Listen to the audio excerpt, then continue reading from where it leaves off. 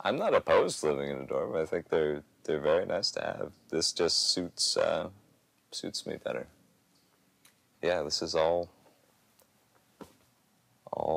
handmade, I guess you could say. It has been designed with the environment in mind. It's not just a plastic ball. I mean, this is marine shrink film, and one of the things that's interesting about it is that you use a propane torch to shrink it. So it actually takes quite a bit to actually light it aflame. It's flame retardant. There are two sections to the cover, right? You can see where it kind of overlaps there.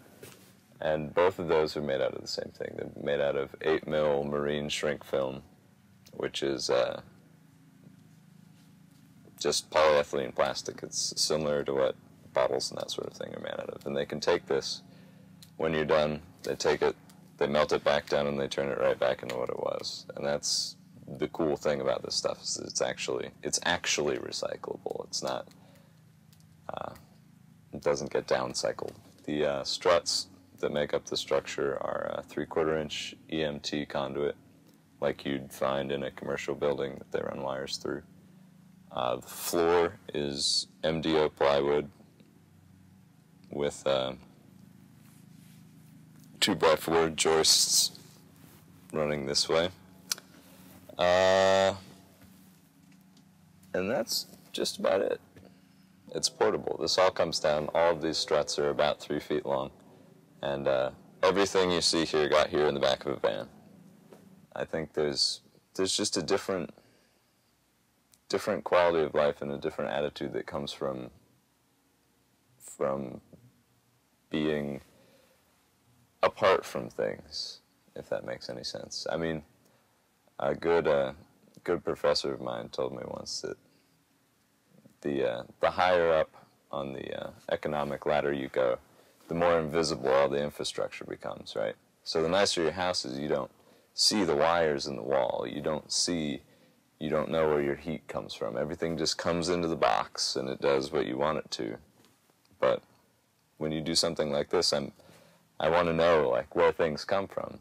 And this way I get to not only know where they come from, but I get to decide where they come from. And I know immediately when something's not working because it gets cold or it gets wet, and I have to fix it. And that's a lot of fun for me.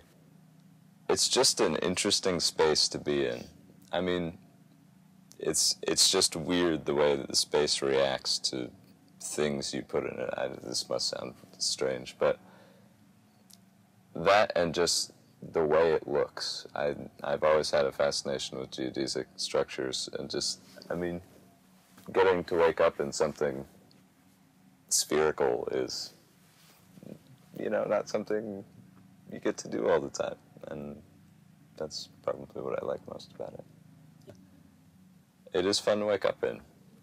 Well, no, it's certainly when you talk about realizing that everything is your own decision, that's a big part of it. I mean, that's the challenge, right, is to get it so that you get what you want out of the circumstances, and you have to figure out how to do that. And that's an immensely satisfying feeling when you do a good job. When you don't, then you don't have anybody else to put the blame on. I think the only kind of person who's going to do this is the person who wants to do it. But I'm really grateful for the school for letting me do this project, and I realize it's kind of an outlandish thing. But they've been absolutely wonderful about it.